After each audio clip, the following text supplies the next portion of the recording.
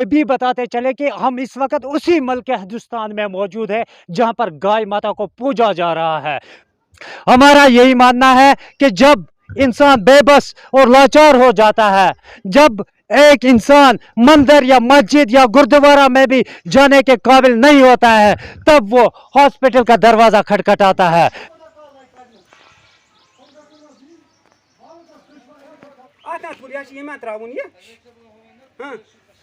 ये सो medicine येतनसन use पेशेंटन इन खतर यवान छ और फ्री सप्लाई खतर, मगर फ्री सप्लाई छन आजुक।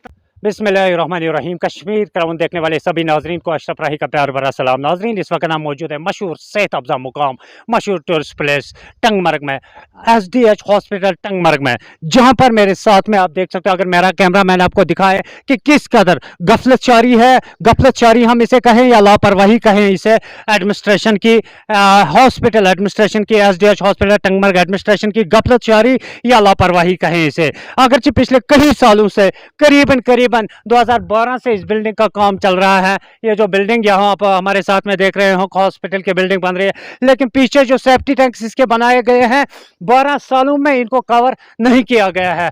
आज तक करीबन 5-6 जानवरों ने इसमें अपनी जान गंवाई है। यहाँ आपको बताते चले, अपने नाज़रीन को बताते चले, ये जो हॉस्पिटल है ये मुकामी बस्ती के बिल्कुल नज़दीक है। कौजीपुरा, कटीपुरा, फेरसपुरा जो एरिया है बिल्कुल उनके नज़दीक है हॉस्पिटल है।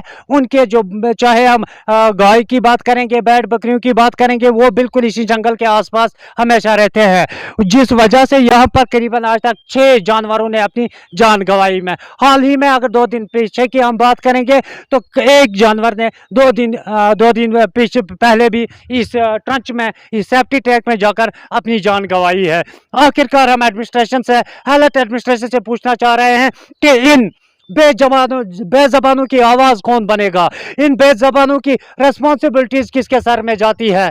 आज एक गाय पालने वाले को ही पता है कि उस गाय पालने में कितनी लागत लगती है।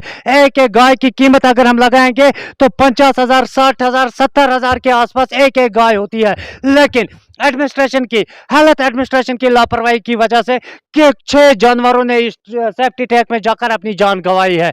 आखिरकार इसकी जिम्मेदारी कौन लेगा? यह एक बहुत बड़ा सवाल या निशान है कि पिछले 7-8 सालों में, 10 सालों में भी अगर इस सेफ्टी टैंक को कवर नहीं किया गया है तो क्यों ऐसा हो रहा है। आज से करीबन 4 साल पहले भी 3 जानवरों ने इसमें अपनी जान गंवाई, 1 साल पहले 2 जानवरों ने इसमें अपनी जान गंवाई, हाल ही में 2 दिन पहले 1 जानवर ने और अपनी जान गंवाई इसमें। आखिरकार इन बेज़बानों के साथ नाइंसाफी क्यों हो रही है? हमारा सीधा सवाल है LG एडमिनिस्ट्रेशन से कि इन जानवरों के तहफ़्फ़ुज़ के लिए इक़दाम उठाने चाहिए। क्या तहफ़्फ़ुज़ सिर्फ इंसानों को देना है? जानवरों के लिए कोई कानून नहीं है, बैड बकरियों के लिए कोई कानून नहीं है, इन पालतू जानवरों के लिए कोई कानून नहीं है। यहाँ क्यों इनके साथ नाइंसाफी हो रही है? क्यों एडमिनिस्ट्रेशन को कटघरे में खड़ा नहीं किया जा रहा है? क्यों इन अथॉरिटीज़ को ये नहीं पूछा जा रहा है कि आखिरकार अगर 6 जानवरों ने इसमें अपनी जान गंवाई, क्यों आज तक एक्शन क्यों नहीं हुआ? उन 6 जानवरों के मालिकान को उनका मुआवजा कौन देगा? हेल्थ एडमिनिस्ट्रेशन या LG?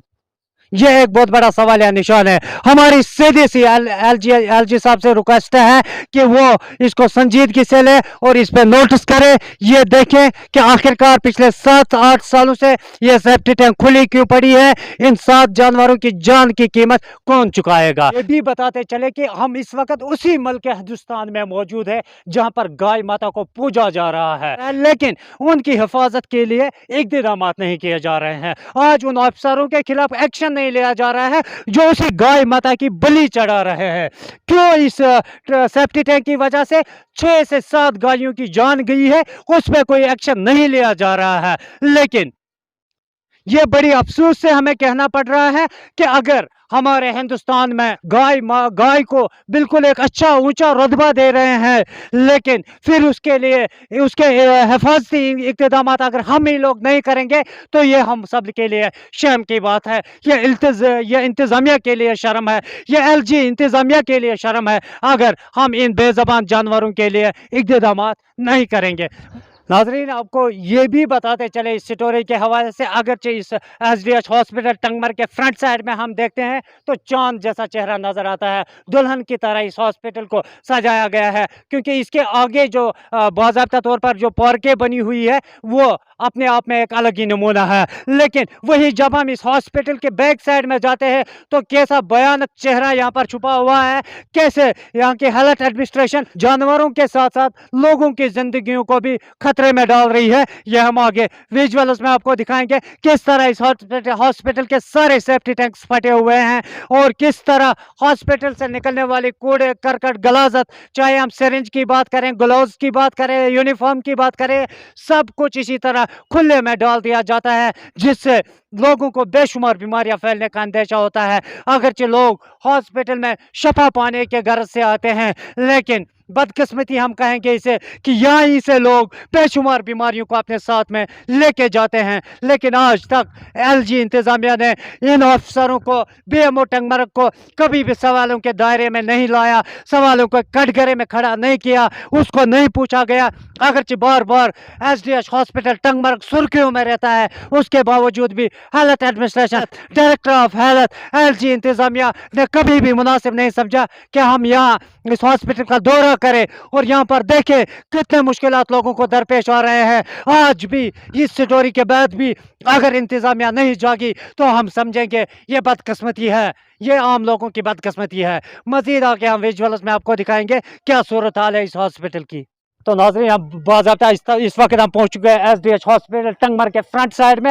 आप देख सकते हो मेरे साथ में, अगर मेरा कैमरा मैन आपको दिखा सके कि इसका अदर फ्रंट साइड में इस पे बाज़ाब्ता तौर पर कलर कोटिंग की गई है, दुल्हन की तरह सजाया तो गया है, लेकिन बैक साइड में कितना उतना ही भयानक है। ये मेरे साथ में आप देखते हो नेचुरल ब्यूटी। अगर हम इस हॉस्पिटल की बात करेंगे, कुदरत ने इसे हर खूबसूरती से नवाजा है।